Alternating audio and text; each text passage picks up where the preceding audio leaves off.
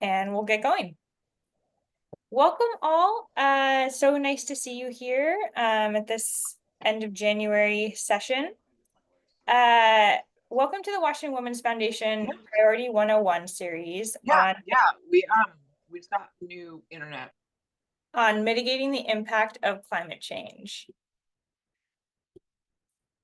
My name is Catherine, and I'm the Senior Manager of Community and Culture here at the Washington Women's Foundation. Before we get started, I want to take a moment to acknowledge that we are gathered here on a stolen and unceded Indigenous homeland, and in the context of broken treaties and unresolved harms to Native peoples. We are on the traditional land of the first people of Seattle, the Duwamish people, and of the Coast Salish, the Stillaguamish, Duwamish, Muckleshoot, and Suquamish, who have made and continue to make their homes here around the Salish Sea. We recognize as well that we live in a nation of wealth, a wealth created by the subjugation and exploitation of African peoples brought to this land through chattel slavery. We honor and uplift the original Indigenous stewards of this land and the forced contributions from generations of Africans. Our acknowledgement does not replace authentic relationships, but serves only as a first small step in honoring, with gratitude, the land on which we live. The Washington Women's Foundation is a strong and inclusive collection of informed women who together impact community transformation through trust-based philanthropy and community education.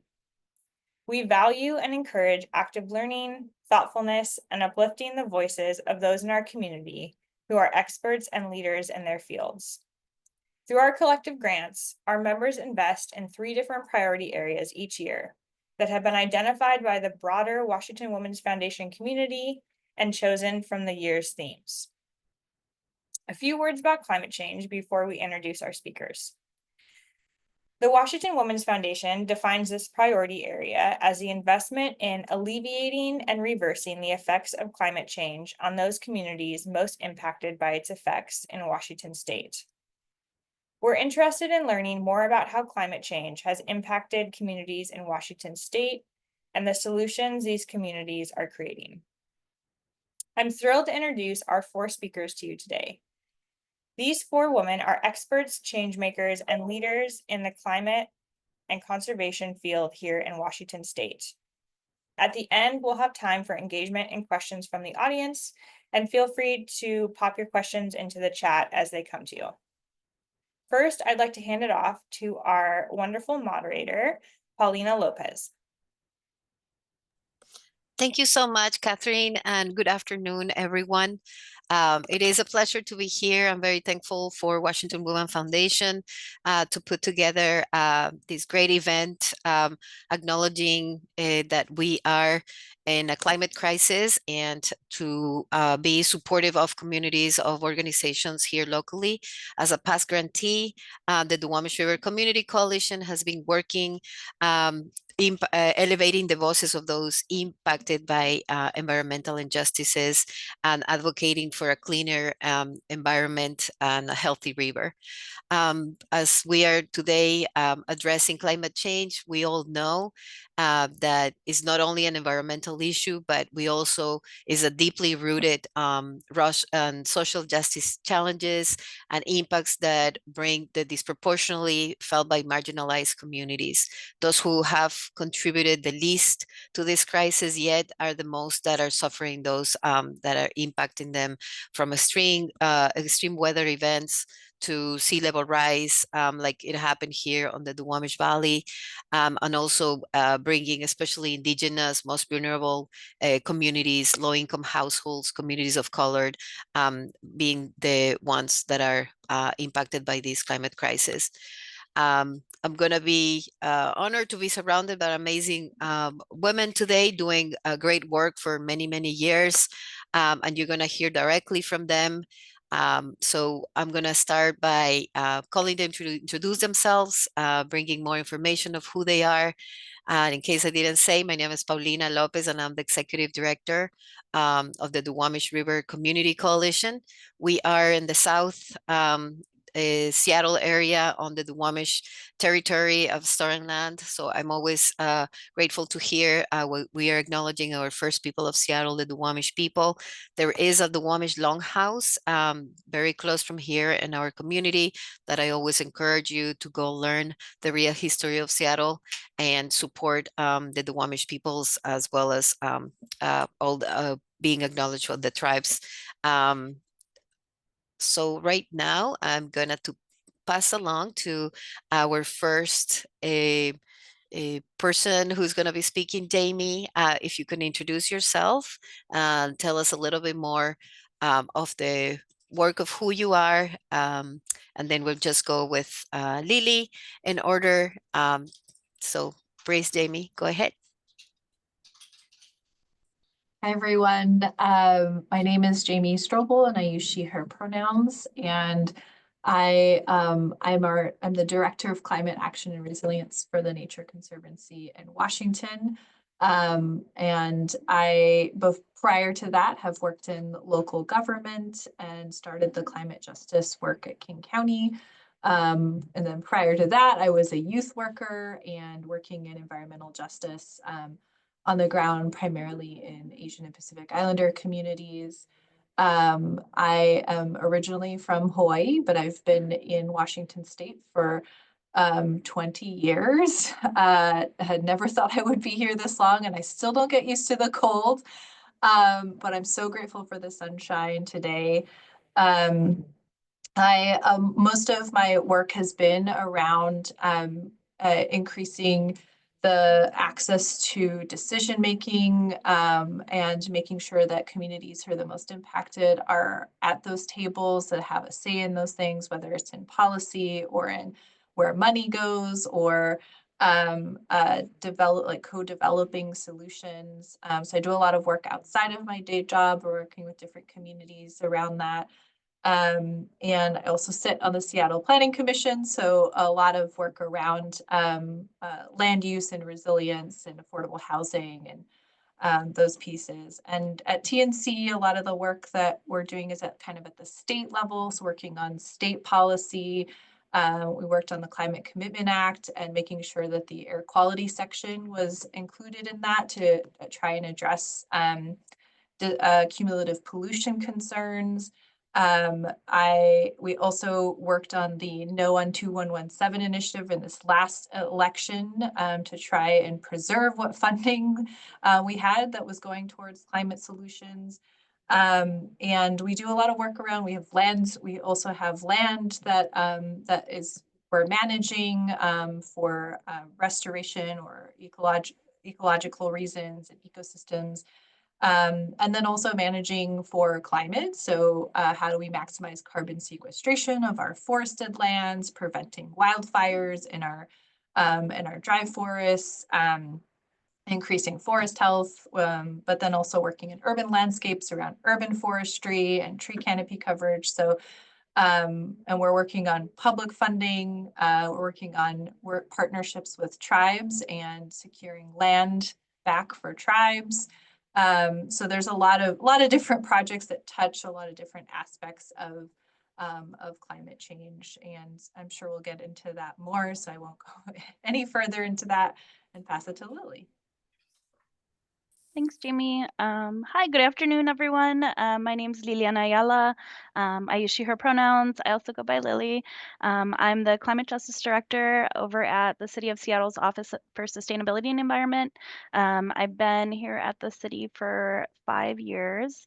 Prior to that, I was working for Congresswoman Jayapal and managing her climate and energy and natural resources policy portfolio and outreach and engagement portfolio as well.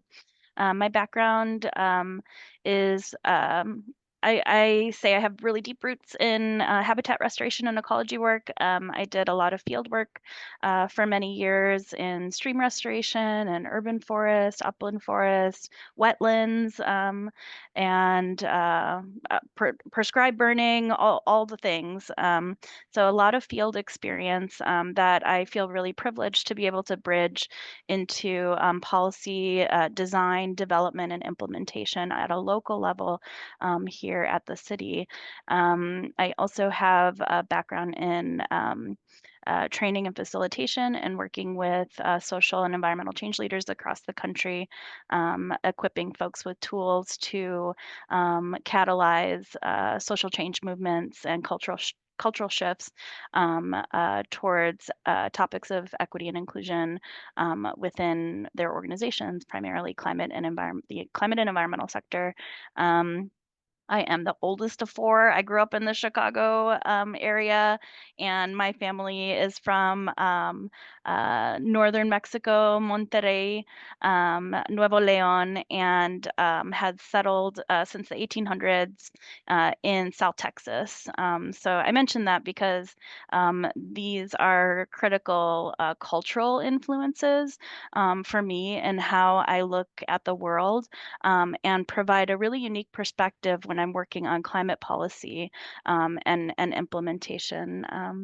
So the other thing I'll say is just a shout out to TNC. I'm on the board of trustees for the Nature Conservancy, and I also serve on the board of Short Run Comics and Art Festival. Hang out with a bunch of sweet comic nerds, creating zines and hosting a festival every November for artists and all over the world to share their self-published work.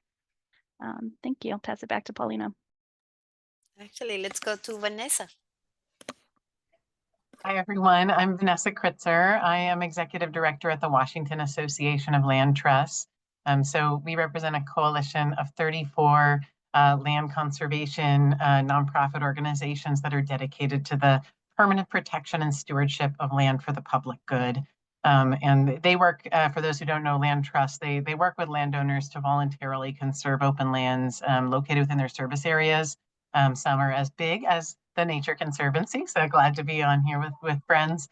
And then also, but a lot of land trusts, they focus on, one particular area across the state, like Jefferson Land Trust in Jefferson County or Okanagan Land Trust or some of these others. And then you often will see them collaborating together. And part of the mission of our organization is to be kind of this central voice and hub for these organizations, bringing them together to be able to share best practices and how to best protect our lands, address the impacts of climate change, advance land justice efforts, and then also to be able to advocate at the state and federal levels for good policies that will support conservation and climate action. So super privileged to be in this role and get to work with all these amazing groups across the state. I'll also note that I think I was invited to this panel for that reason, but I also serve as president of the Redmond City Council in Redmond, Washington, and have been in that role for the past, or been as a council member the past 5 years, and am super involved regionally here in King County. I'm the chair of the Rye 8 Salmon Recovery Council, which focuses on Lake Washington, Cedar River, and Lake Sammamish watersheds, and then have also served on advisory committees for the King Conservation District and on Kokanee Recovery Group that we have as well. So can geek out a little bit as well on local policy. It sounds like also on this panel we have some other fellow local policy wonks, so excited to talk about that. And then we'll know just a little bit about my background. I've worked in the private, public, and nonprofit sectors. I grew up in Washington, but began my career working in Washington, D.C. on international human rights and land justice policy, specifically focused on U.S. policy towards Latin America. And then worked with League of Conservation Voters on national climate and environmental policy before realizing that actually the place where you can make some of the biggest change on climate is at the state and local level, and wanted to move back and organize in my own community. So after a long path, I'm really doing that and really excited to be at the hub of this coalition of amazing organizations and here on this panel with you all. Thank you so much for that wonderful introduction. I was reading on the comments of what is bringing us joy, and definitely it does bring me joy to be here surrounded and acknowledge all the work that you all have been doing through many of the years. I have had the privilege to work with all of you in different ways, and I think this is the time also that we can acknowledge that the power of the collective and how important it is to be surrounding ourselves with community, with the efforts, community-led impacts that are definitely the way to go. So I'm really thankful for your background and for your work through these years. And in that note, I would like to start with Lily on the question. If we talk, with your experience, you talk a little bit of how climate change has, being manifested here in Washington State. But if what would be some of the things that you wish people, our attendees today for the panel, knew or about climate change in Washington State? What impacts are you working on? What are you seeing? And who is mostly being impacted by all these changes?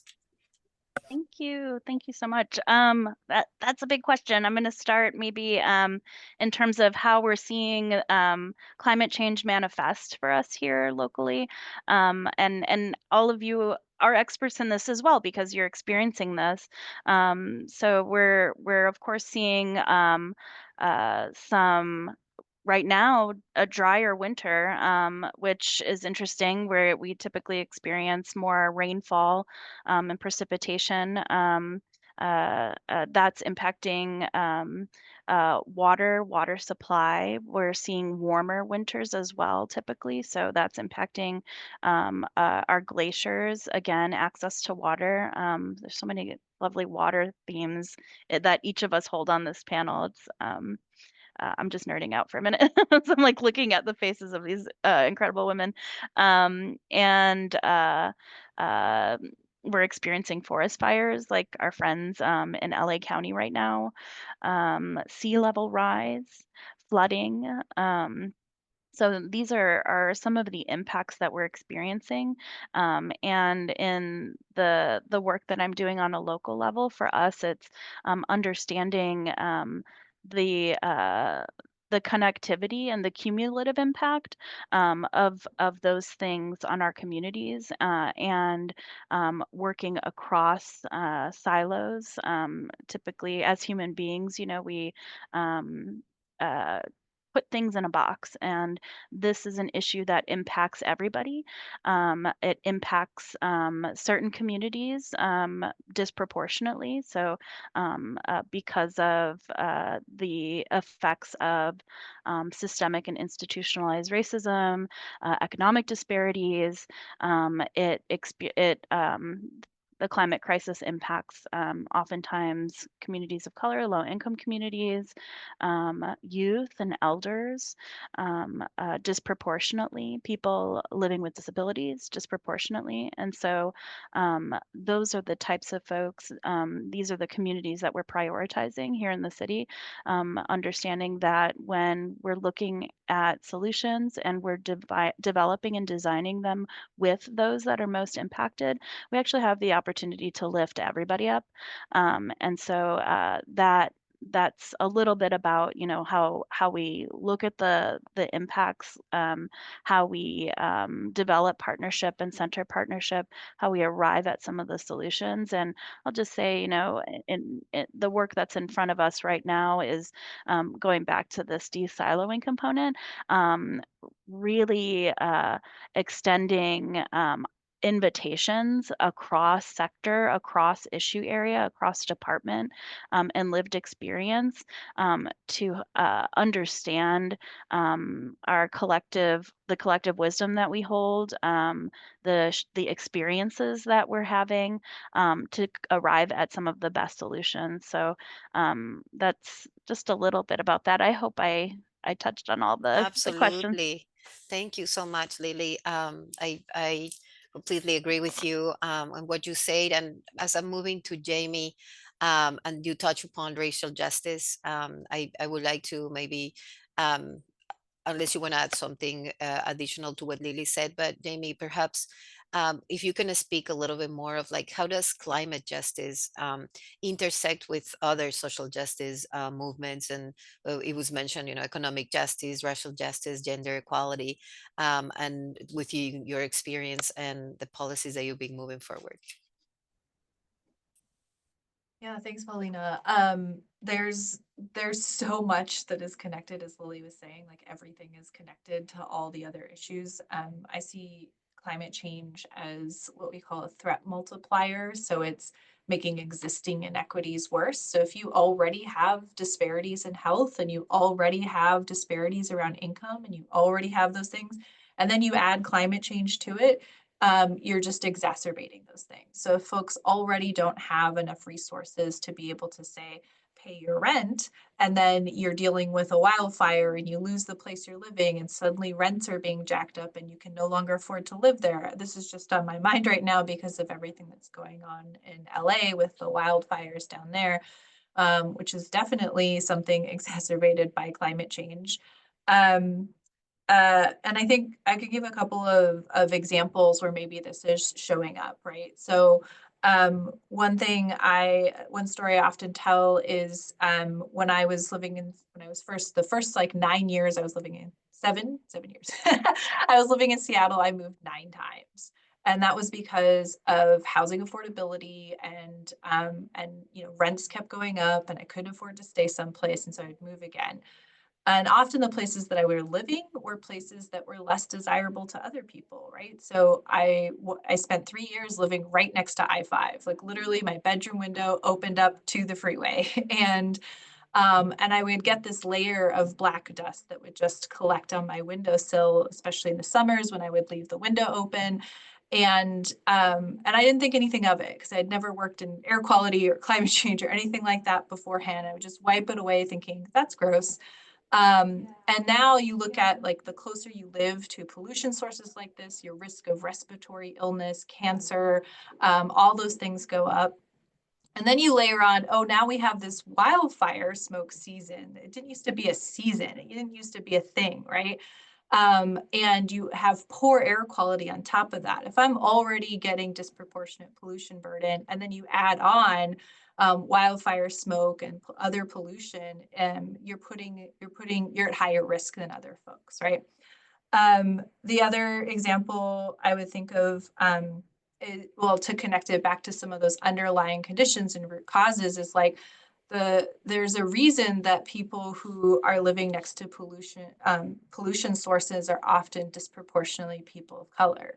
And it's because we still have never really undone the legacy of racist land use policies. And a lot of that is has to do with like where we allow buildings, how much we allow buildings, where we can build affordable housing, and that aspect of it is connected to everything, right? Like our legacy of decisions we've made in the past. And I know Paulina works in the Duwamish Valley, which is another place where the legacy and history of how we dealt with pollution years ago is still haunting us and still disproportionately affecting folks who live in those communities, right?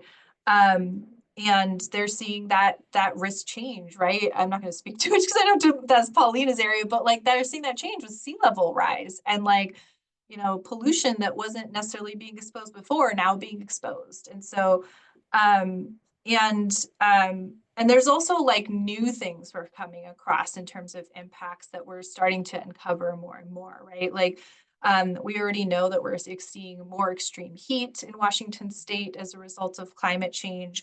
We're also seeing, impacts to water quality and bacteria levels and water quality, and then impacts on our food systems and food supply, like it's all interconnected, right? And particularly when it comes to women, there's also been research that has been coming out more recently about what does that mean in terms of pregnancy and pregnancy risk, or when you're dealing with extreme heat. What does that mean when you can't afford to put food on the table for your family? What does that mean when you are having to depend on a car because you don't have a public transit system that's adequately funded in your community, right? So even things that we think of like not necessarily as like direct impacts are all a part of that big picture. Thank you, Jamie. Definitely, I agree with you, and I appreciate you mentioning the Duwamish Valley, which obviously it's home of diverse communities here in Seattle, and where the most vulnerable have been impacted already by climate change. And we have been experiencing a increase in sea level rise already. Like we went through a flooding event impacting more than 56 families here in 2022. Something that we were predicting would happen in 10 years already happened. And when we are thinking of who's being impacted, you know, the most low income communities, immigrants, people of color that are on the front line, but also these are the same communities that have been historically bound to the burn of industrial pollution and environmental degradation, which brings us to, you know, discussing, and perhaps Vanessa, you can speak a little bit more to that and the needs for change in policy, and within your experience, if you can mention some of that, of the work that you have been doing, and what are the most important aspects, if you're gonna refer to Washington State, and what are the policies that we need to be uplifting and that we be organizing and acting as a collective. Yeah, thank you. And such great thoughts from the other panelists thus far. I think, you know, we're in a particularly critical moment in our state, in being a state that does care deeply about responding to the threat of climate change. And we are going to be in a federal environment where we may not see the same types of resources or support. We're currently tracking to see, you know, how that's going to be evolving in the time ahead. But I guess I'll talk at both the local and the state level. I think there's some both challenges and some exciting things for us to be able to work on. I'll note that from the perspective specifically about land trust, some of you may not know that the way that we protect, especially a lot of our important green spaces that are so important for carbon sequestration and climate resiliency, is oftentimes through this kind of public and private land conservation, which sometimes they call it like a checkerboard, where you might have a piece of public land that's been protected, but a piece of land that has not been.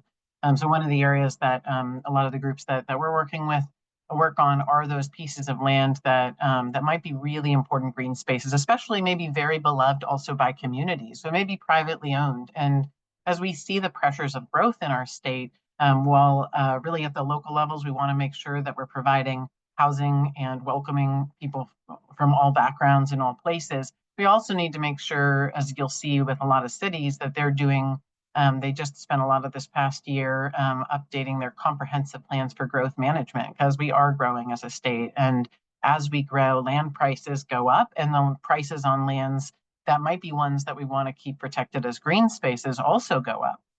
So because of that, there's actually a need oftentimes for more funding for groups like the Nature Conservancy or other types of land trusts, or the groups that might jump in and be a little bit more nimble than local or county governments that aren't always quite as fast, to be able to make sure that the places that really are critical for our resiliency in the long run are protected. And then also, I think the other interesting thing is that, we have been with both public and privately protected lands over time. We have to then care for them, right? And we need to care for our lands. And I think that's an area that we're also looking at, is how do we make sure that we have the investment in restoration and stewardship and the recovery of our really important ecological areas, and that ultimately benefit all communities. One thing that I'll note that we spend a lot of time focusing on, and that I spend personally, is around salmon policy. And I think it's an interesting area for everyone to advocate for. And I often like to remind people that it's not just about because we like salmon, it's because salmon policy action is actually climate action, because when we do restoration and we care for floodplains, that type of work is making sure that communities, when there are some of these more intense flooding events that happen, that we're planning for those, and that those communities are protected at the same time that we're doing what we know are some of the best things in terms of habitat.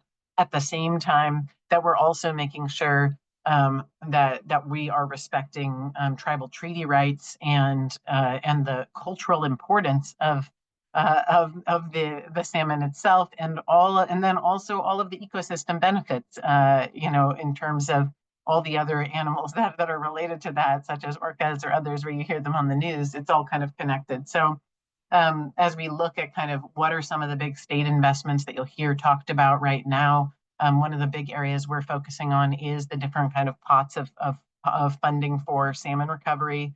That includes the Salmon Recovery Funding Board, the Estuary and Salmon Restoration Program, the Puget Sound Acquisition and Restoration Program, that are all within the capital budget.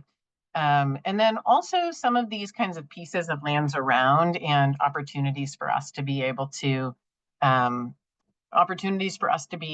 find win-wins for different folks across the spectrum to be able to support the natural spaces that have what I'd call triple bottom line benefits in economic, environmental, and social benefits.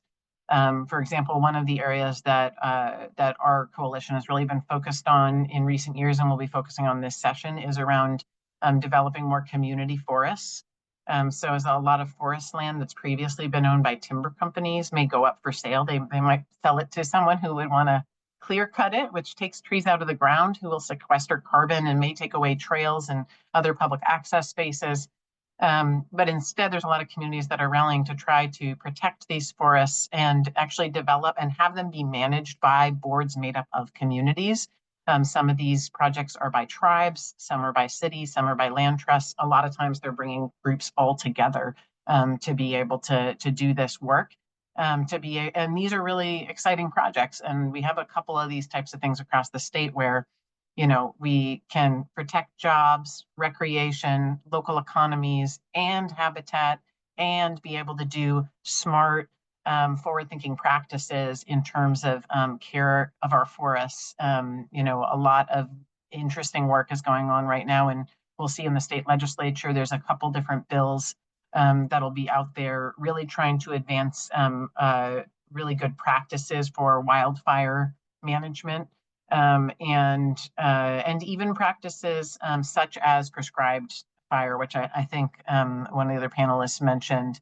There's an effort right now to be able to create a prescribed fire claims fund that actually will help to encourage more folks to be able to use this practice, which has been used by many tribes across the state since time immemorial, and was kind of taken away as a tool for a while, but now is reemerging. So that's just a little bit in terms of some of the policies we'll see at the state level. I also would note that at the local level, as I mentioned, because of a state policy, every city should be passing their comprehensive plans with a climate change element now, which they didn't previously have. And many cities have very detailed climate vulnerability studies and climate action plans, but actually getting the funding to advance all of the actions within there and having the community support to do that work, I think is going to be really critical. So really at a lot of our different levels in our state, we have a lot of really great opportunities, but we do need to make sure that we advocate and get the funding for those.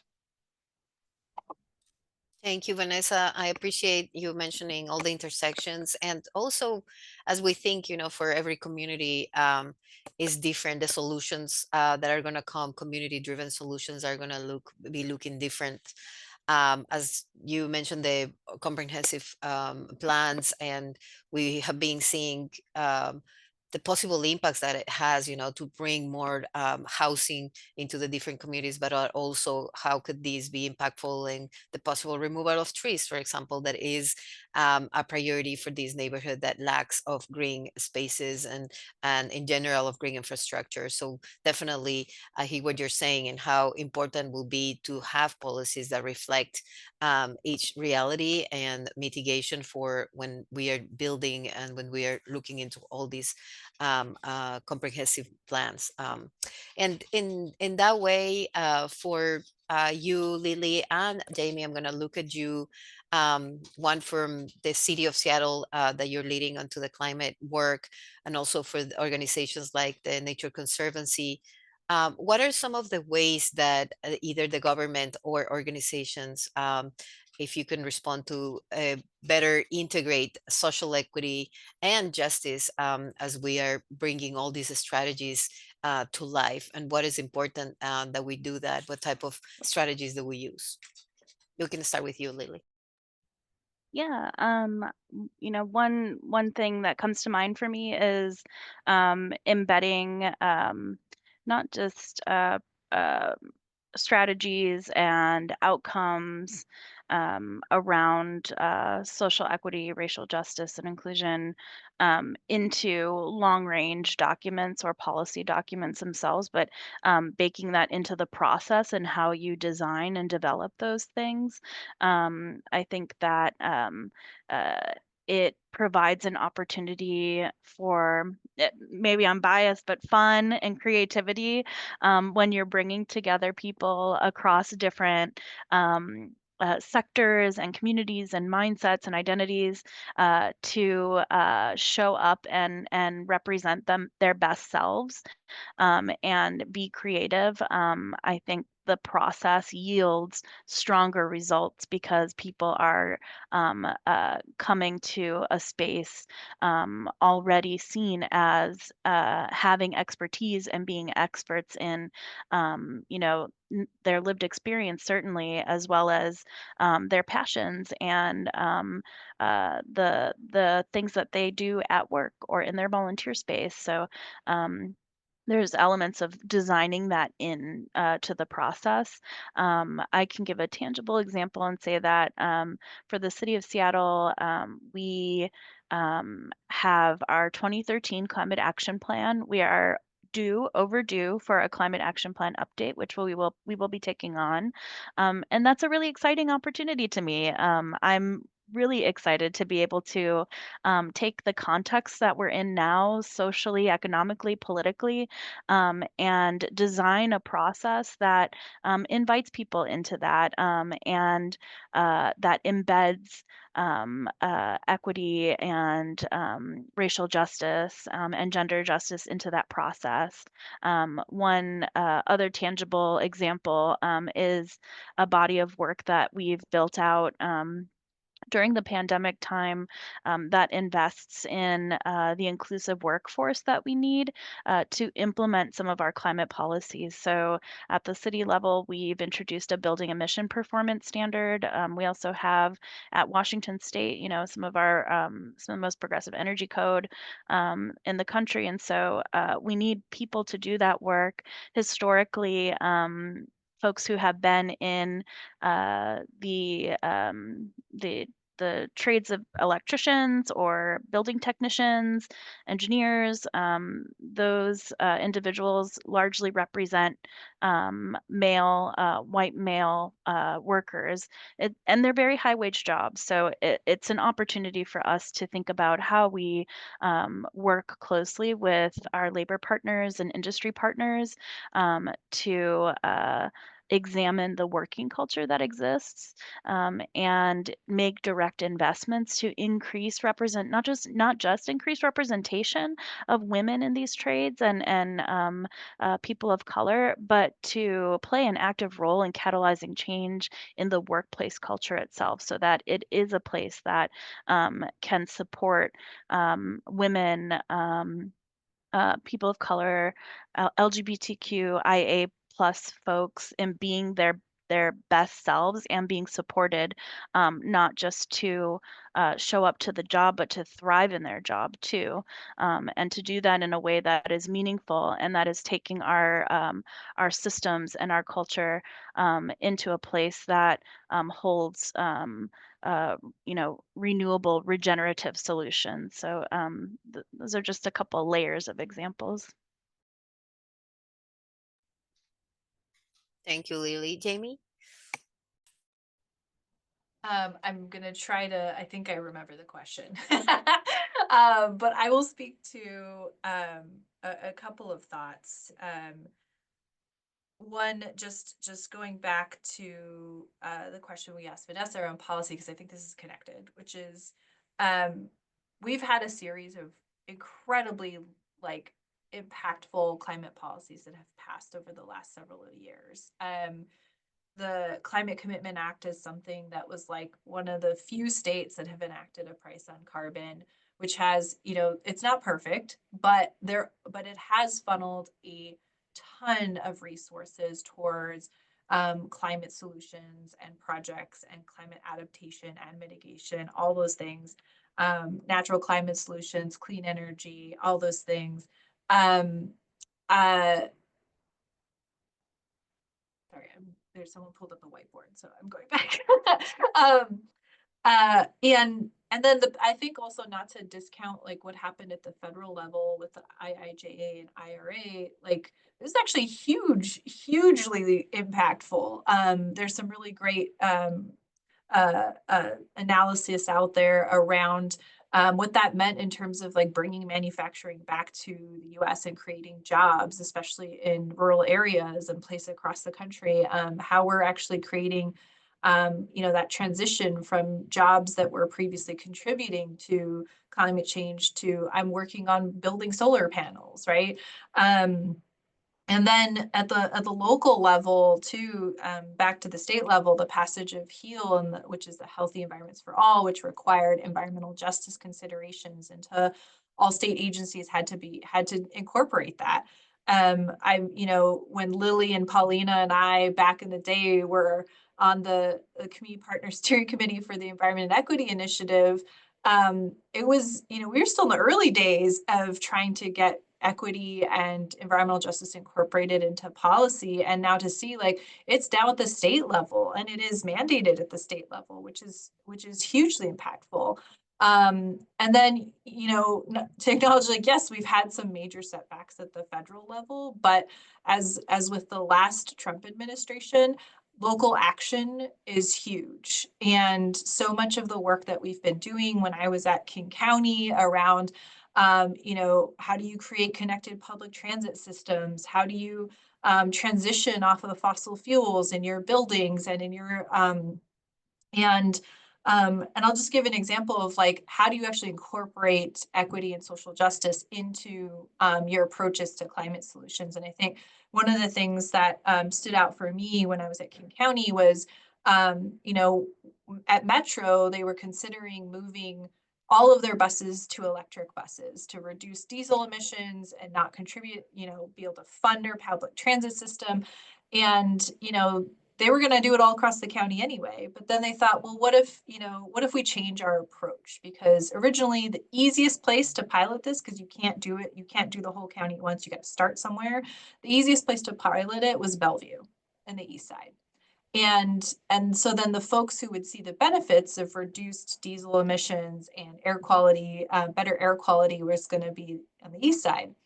And they ended up doing an analysis and being like, well, actually, let's look at like who's got the worst air quality, who is most transit dependent, who is, and put that all together in a map. And then they were like, we also need to involve community in this decision. So they created a community panel, which I helped organize. And those folks looked at this analysis and they said, everything points to South King County.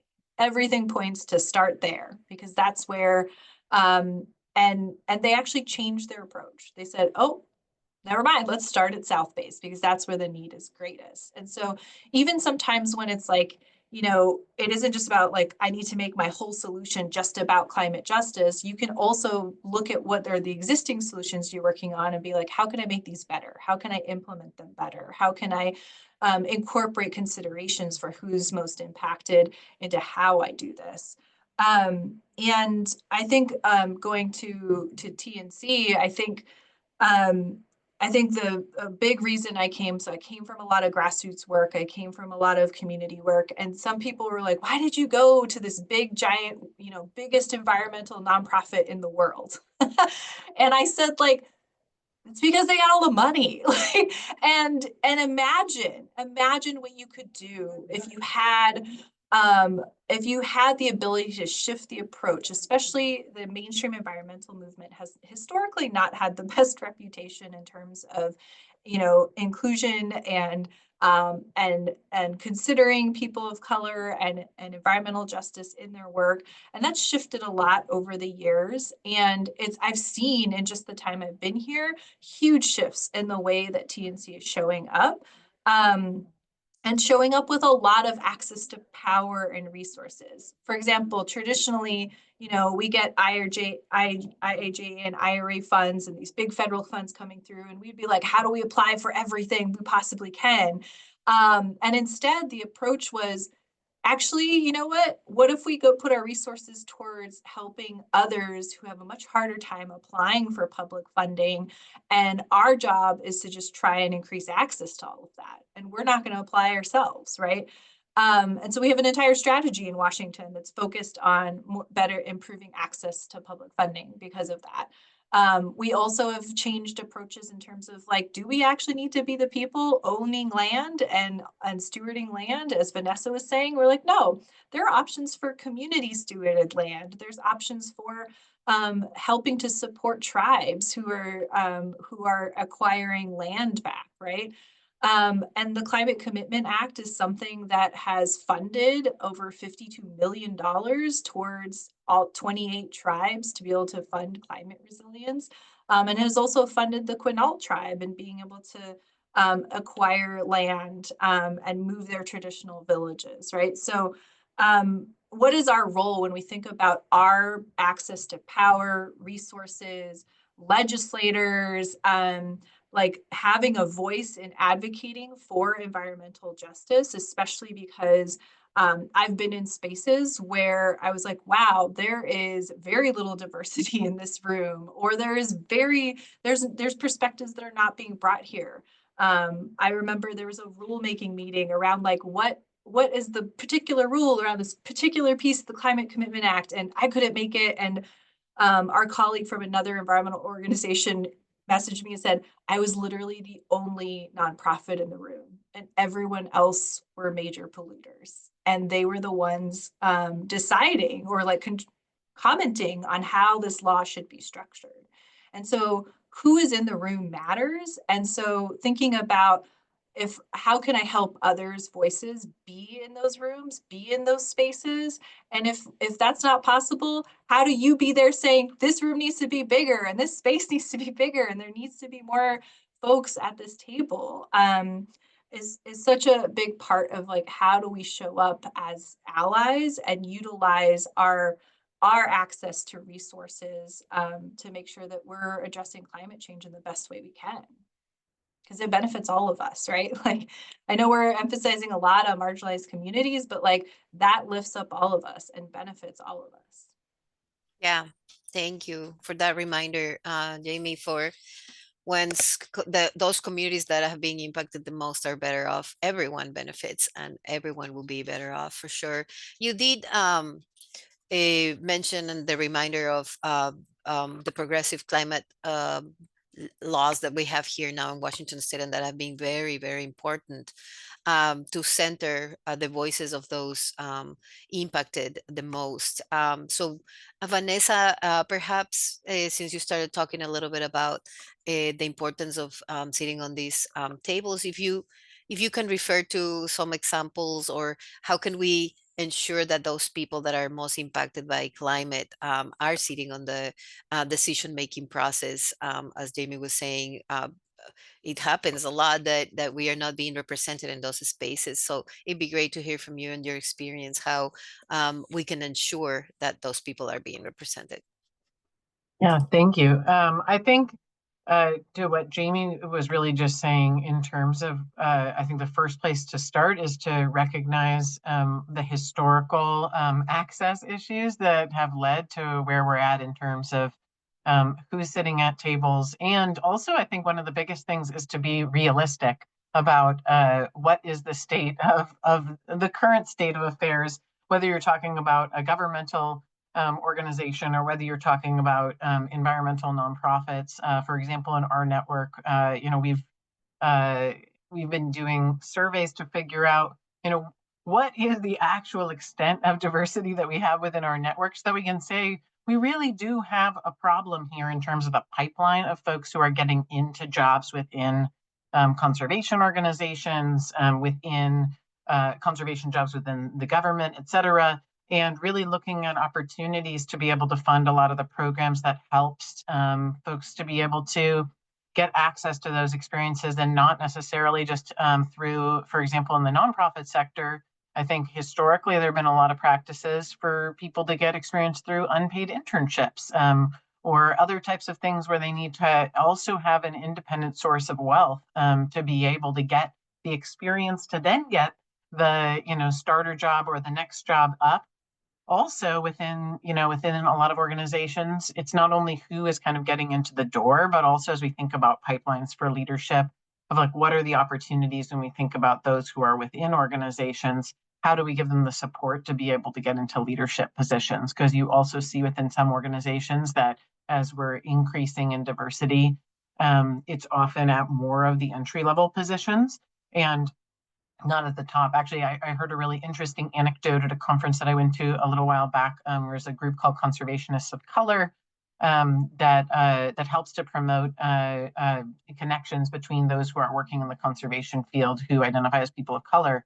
And they have a jobs listserv, and they were noting that that most of the jobs that are sent to their jobs listserv are all for lower levels. Like they didn't get that many ED jobs.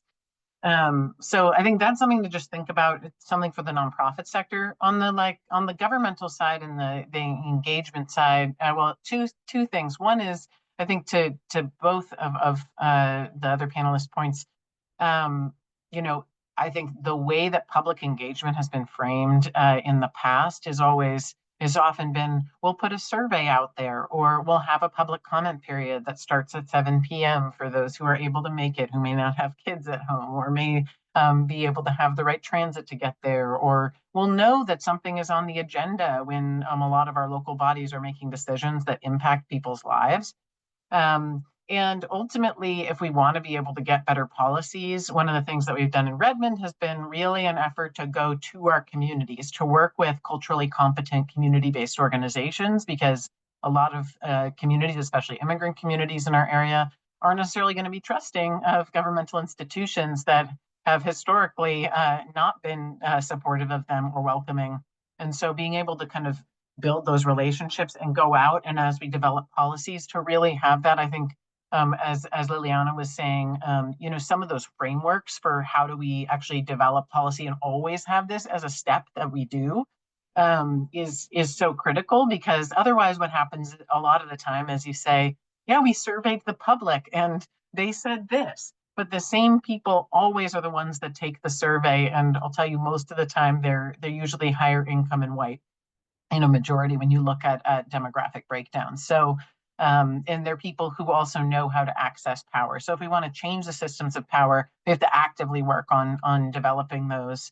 And then, lastly, I'll also note is that if we want to see different policies, we also have to put different people into those seats of power. And that means supporting young leaders, supporting leaders of different backgrounds and being able to get into politics. Not everybody loves politics, but I will say that that it matters who's sitting in those seats, whether it's on the planning commission, whether it's on the city council, the county council, in the legislature. And, one of the best places for people to start is serving on boards or commissions. And there's a lot of those where really just getting that experience and that support and making sure that there's adequate training for folks is really important. I served on the National Women's Political Caucus of Washington board for many years. And one of the things that we did in particular was a special training for running for office for women of color.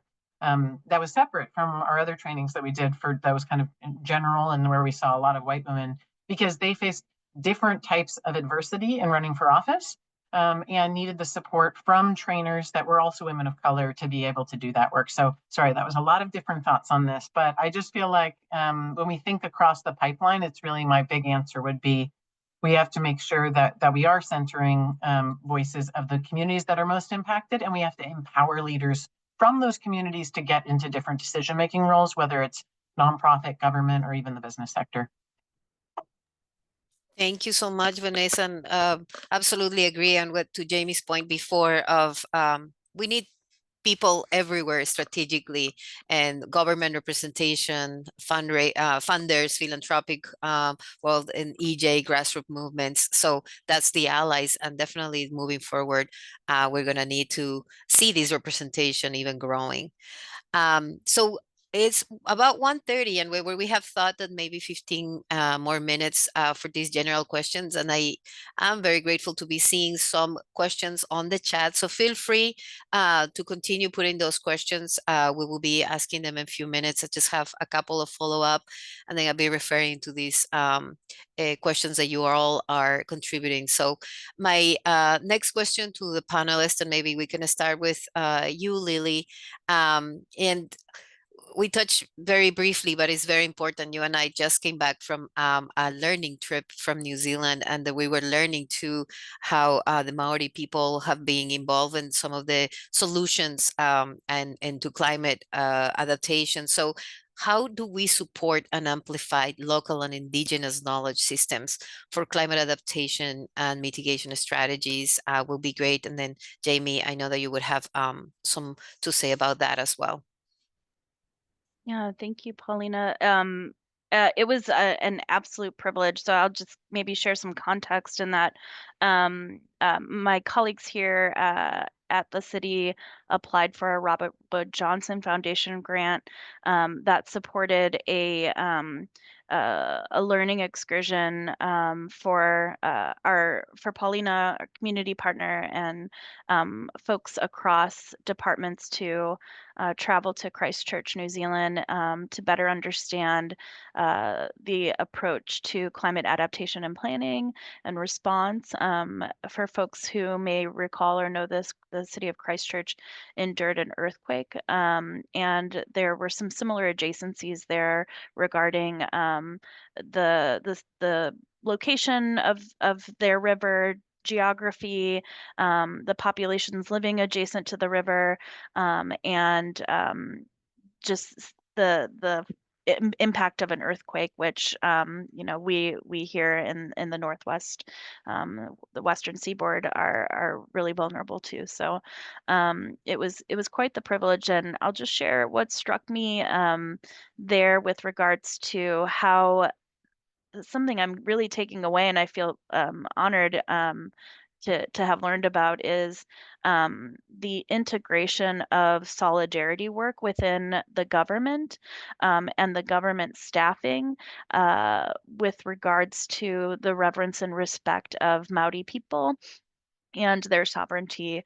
Their climate adaptation manager at the city of Christchurch, a white woman and a student of history, as well as a practitioner around adaptation and policy, set a cultural expectation for her team in that they would learn how to introduce themselves in the traditional Maori way.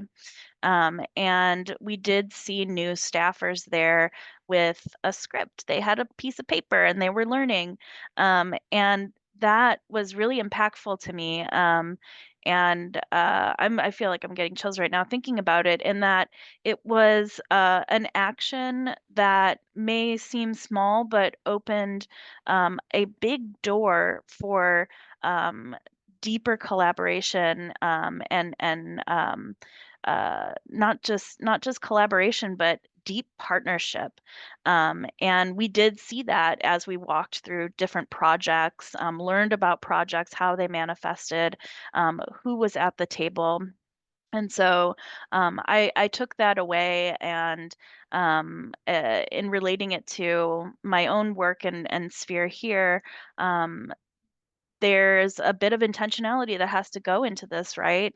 It can be scary because we don't want to mess something up, right? We get, sometimes we can get in our own way. As somebody who's not a non-tribal person, I don't want to mess things up. But the thing is, it's important to do our own learning and to enter into something with respect and humility, and not to let the fear get in the way, because that can inhibit and prohibit further work together and further partnership that could be so meaningful and impactful. So here, there was, Vanessa mentioned this, we have many boards and commissions at local governments, state governments, federal governments, and one of them that I get to support through my work is our Green New Deal Oversight Board. We did work with members of Indigenous tribes, community members, labor union representatives who helped inform the makeup of that group. So we do have seats dedicated to members of tribes here in our region. The city of Seattle also has an Indigenous Advisory Council, and maybe it was 2 years ago.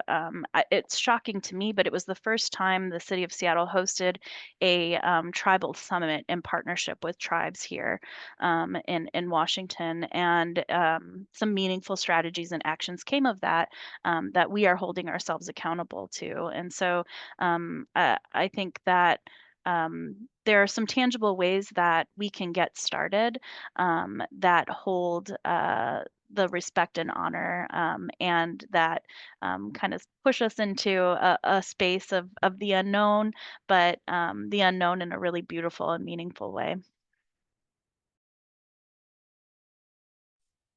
Thank you, Lily. Jamie? Yeah, I really appreciate this question because I think that historically a lot of conservation work in the United States has been from a Western centric perspective.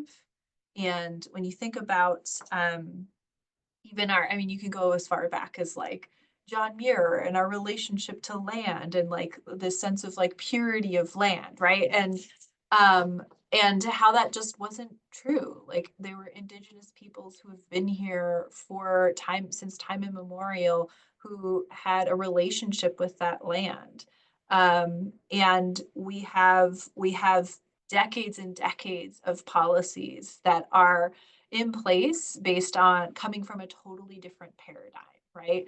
That's often one of extraction or preservation, right? Like, and so a lot of it too is about like how are we shifting our perspectives and how are we open to doing things differently, right? Even in just like our processes.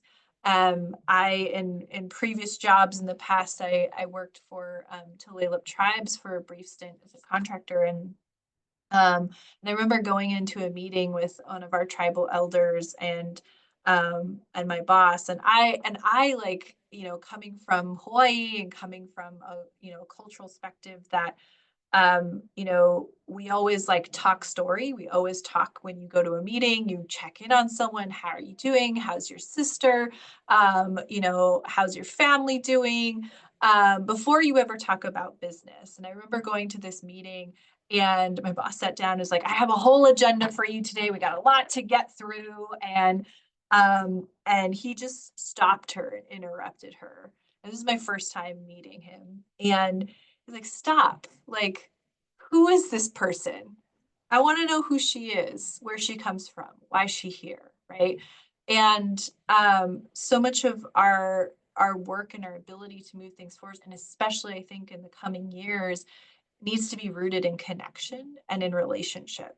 And it isn't, you know, yes, we want to make an impact. Yes, we want to move forward on climate change, but we also need to be rooting in our perspectives, our families, our communities, and the cultures we come from, and acknowledging and doing the work of like, what culture did I grow up in, and how has that informed how I show up in space, right? And particularly when we go into spaces with, you know, with tribes and with other cultures we are not a part of, it's about checking yourself too, of like, oh, I know that my cultural upbringing and norm is this, and that may not be the case. So I need to like pause and listen and learn, right? And I think that like a lot of that can start from, you know, I know there's been in the last 10 years plus a push towards doing land acknowledgements, right? Which is, it's great to start with that, to say like, yes, like this is whose land we're on, because oftentimes that does not get acknowledged, or history of the space you're in.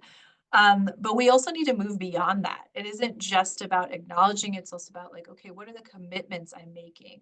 So going back to what we were talking about earlier around like access to power and privilege, I just had to chair a planning commission meeting this morning. And so like, this is on my mind because we do a land acknowledgement at the beginning.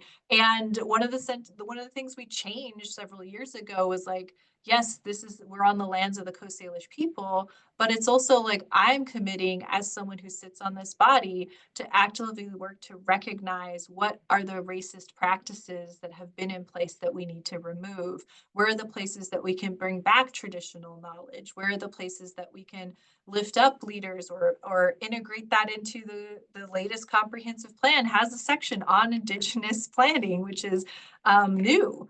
And then beyond that, okay, going beyond commitments, then it's into how do we build partnerships and show up for folks, and in a way that you're bringing capacity, but you are not leading. You're there to support, right? And so some of the ways that TNC has done that recently is we're supporting the Affiliated Tribes of Northwest Indians on a federal grant proposal to research energy siting and how to preserve tribal sovereignty and cultural sites and things like that as the expansion of renewable energy is growing across Washington and Oregon and Idaho.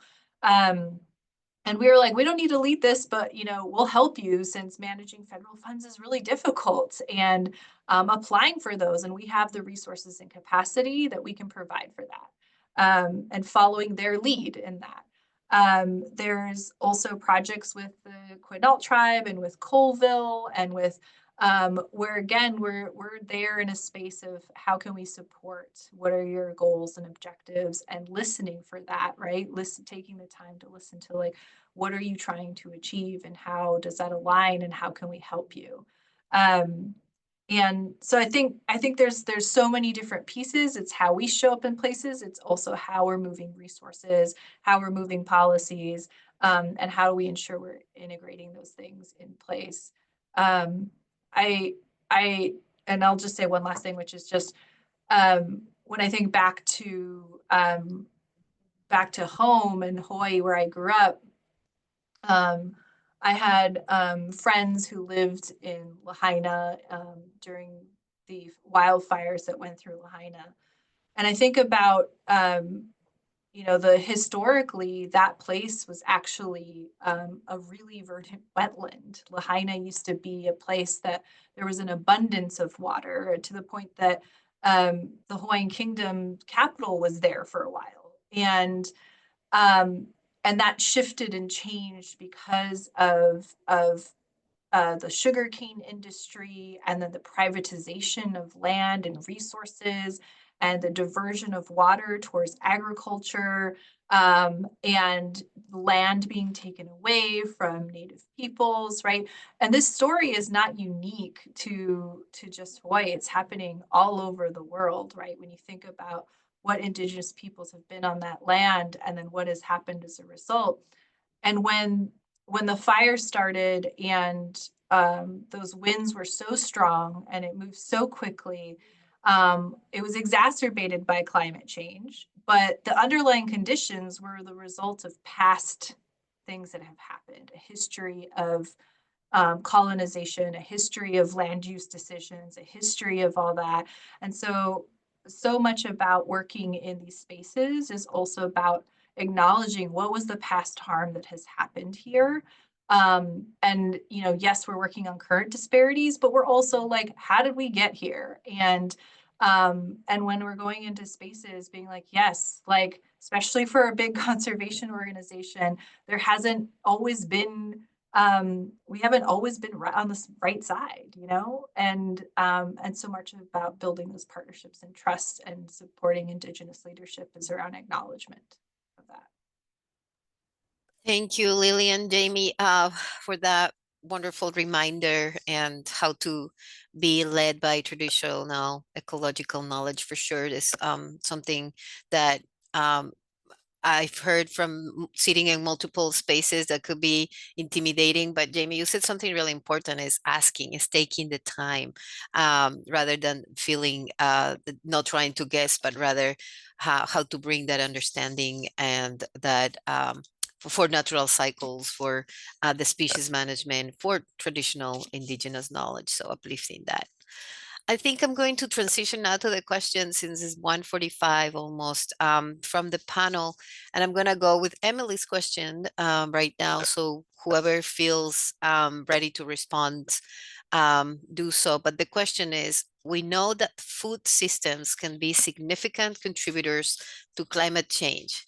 I work for a small food access organization in Seattle, and we are looking for ways to reduce food waste and food miles traveled. Do you have suggestions for coalitions or groups that we could tap into to support local climate justice effort? Thank you, Emily, for that great question. Any of my panelists feel inclined to respond? I can jump in. I had put in the chat that the Washington Food Policy Forum, I think, is a very interesting space that brings together a lot of different folks that are kind of working in the farmland space and food policy, and in particular thinking about practices. I mentioned in the chat on one of the other questions around carbon sequestration. There's a lot of kind of interesting practices also going on in terms of use of farmlands to actually be able to capture carbon and mitigate climate change within the ways that even lands that are being farmed can happen. And then also I think there's a lot of discussion there around waste and kind of food production, those types of pieces. So would definitely recommend that. I'll also note something from the state legislature this year that as a bill that I'll be following that has gone a couple of years in a row. I'm not sure what it'll be called this year. It was originally the RAP Act, then the REWRAP Act, but and this is not related to it's around waste, not necessarily food waste, but kind of related. It's a extended producer responsibility bill that has been led by a couple legislators to really try to make it so that those who are packaging all the different types of things that actually the producers themselves, we put the onus on them to reduce the amount of packaging and to actually kind of be responsible for the impacts instead of just expecting us to be able to manage all of the waste on the back end. It's definitely one that has faced some challenges, in particular waste haulers, those who get paid to manage garbage and would like to see more garbage happening, have not been supportive. And so I think it has been gaining momentum, but I would definitely encourage folks to check that out and speak up in the hopes that we can get that passed this year, because I think it would make a huge difference in terms of just the waste aspect of climate action work. Thank you, Vanessa. Any additions, Lily or Jamie? Yeah, I'll just a few thoughts. One, local organization that you might already be connected to, Emily, is Restaurant to Garden, and they're working on food waste reduction and composting from a very local perspective in the Chinatown and International District. They're excellent people that are very much making connections between what they're doing and climate change and the impacts of climate change. Locally at the city, we just released last year our update to our food action plan.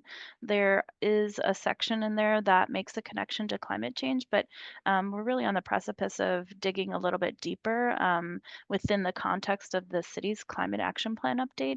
And so I'm just making an offer in that we're in the very nascent stages of designing what that's going to look like, but would love to connect with you and hear more about your perspective and be able to engage you as appropriate in informing, what it could look like to dig a bit deeper at the intersection of food and climate in a local long-range policy. Thank you, Lily, for that offer. And I'm going to transition to, I'm going to put together Tony Higgs. Hello, Tony. Great to you're here with us. And Aviva as it relates to our host efforts. But the need is so great with climate change and climate justice that is frankly overwhelming. Given the Washington Women Foundation has limited resources, do you recommend that we focus more on advocacy-oriented orgs that might have a larger policy impact or specific projects like salmon restoration? Ideally, it would be great to do both. And then Aviva, help us understand the funding landscape for climate justice work in Washington State. You mentioned the challenges, benefits of the federal funding. Can you share more about other funding considerations that nonprofits are dealing with? So Jamie, would you like to answer some of that? I also have some thoughts, but please go ahead. Wait, did I see your hand or? No. Oh, okay. I'm happy to share. I was just finishing a chat to Emily about Okay. that last question. So if someone else wants to start, feel free to go ahead and I can jump in after. Okay, well, I'm gonna, Oh, yeah, go ahead, Vanessa, please go ahead. Oh, Paulina, no, it's okay. You go ahead.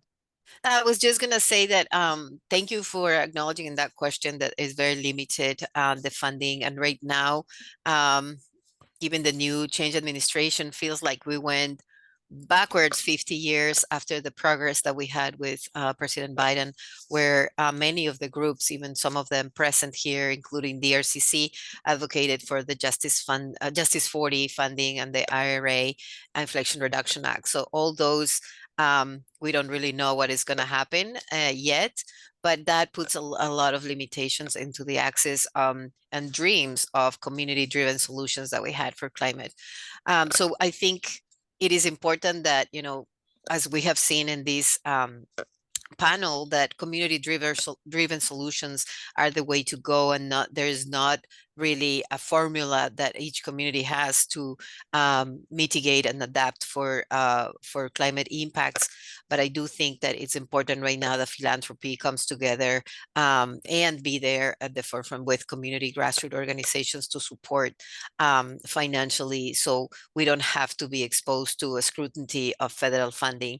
At this moment, I wouldn't advise any of our environmental justice, climate justice organizations to be getting federal funding that is going to put us in jeopardy for scrutiny and danger, given all the statements that we have heard so far within 60 hours of the new government. So I am thankful for that question. And I also would like to say, Washington Women Foundation, I know is limited in the funding, but you are in the environment of other funders that I think acting as a collective, supporting and uplifting those who are dealing with these impacts will be the way to go, to enlarge, to be there, not only for funding, but also for support and uplifting.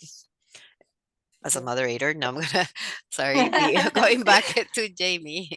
No, I love it, Paulina. You're a part of this group too. You're a part of this panel and have important perspective. I think like it's easy to get discouraged, I think, with what's going on at the federal level. However, I think that there's such power in both philanthropy and in individual giving, and during the first Trump administration, there was such a flood of resources that were going towards things that we value, like climate and environmental justice, and I think that what the outcome of Initiative 2117, that basically was not close, thankfully. It was like, we were in the 60% of folks who rejected that proposal, which would have repealed the Climate Commitment Act.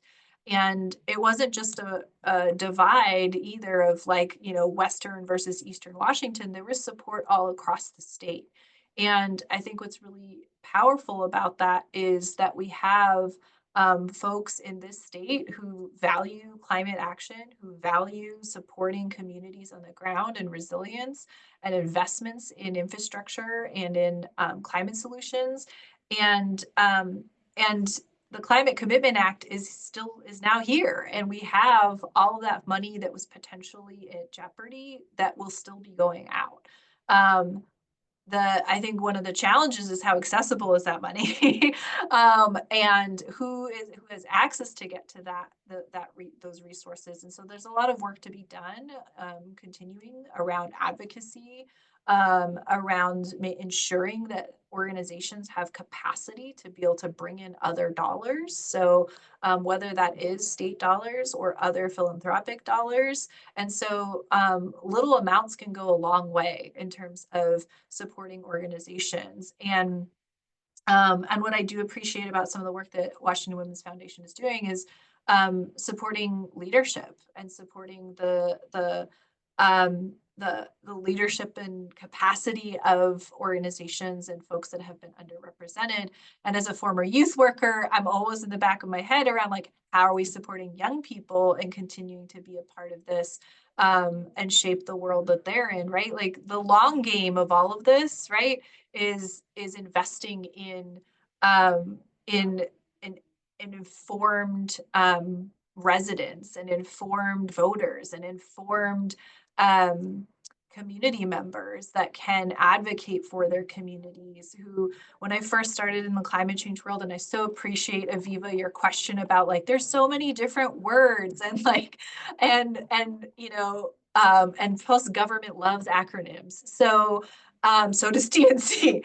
And so I think that there's this piece around like, this shouldn't be a space where I have to know all of these things, and I have to have done a master's degree in order to understand or engage in this topic, right?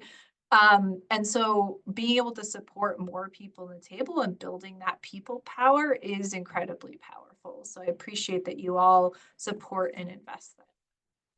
Well said.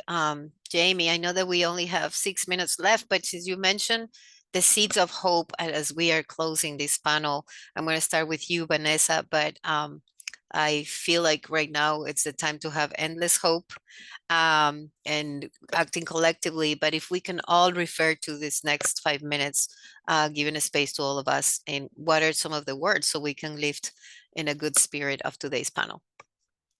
Vanessa, I'm going to start with you and then Lily. Yeah, I will do one follow-up, which is a little bit less, but then the hope will follow. So I will say, you know, as we look at what's going on with the federal government and potential losses of funding for climate action and especially environmental justice and DEIJ work, you know, that can be concerning. The state is also facing some kind of really big deficits right now, which is why I will just say, if I didn't say it, that's why I was saying, you know, join in on advocating for investments in natural resources and climate, in communities, in climate justice. That's just so important, and for the philanthropic community to be able to pitch in, because the truth is we're gonna need folks to step up in the time ahead to be able to support the work that we're doing. And what I see is a lot of amazing communities all across our state that share a lot of these same values, that actually want to advance diversity, equity, inclusion, and justice. And no matter what we're seeing in terms of rhetoric at the top, we actually get it done by organizing in our communities and at the local level.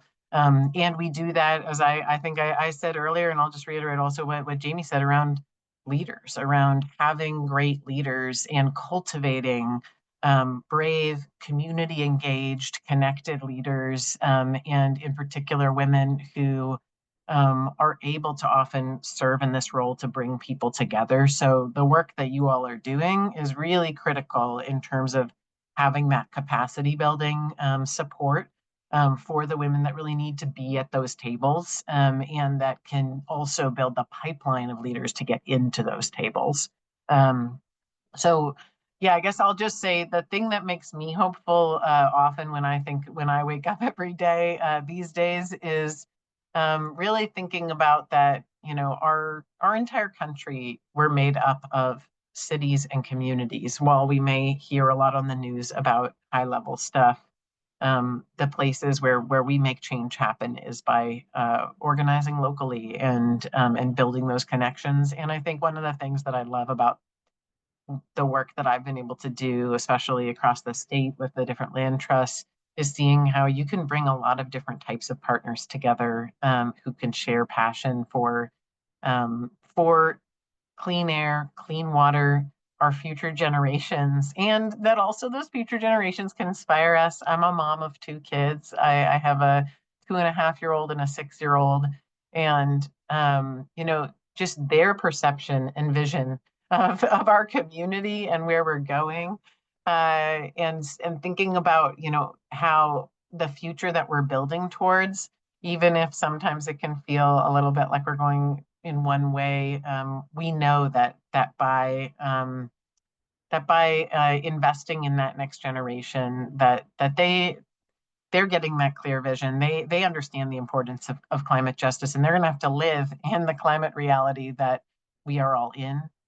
So just I'm hopeful about that, and about everyone who's here willing to invest in that future.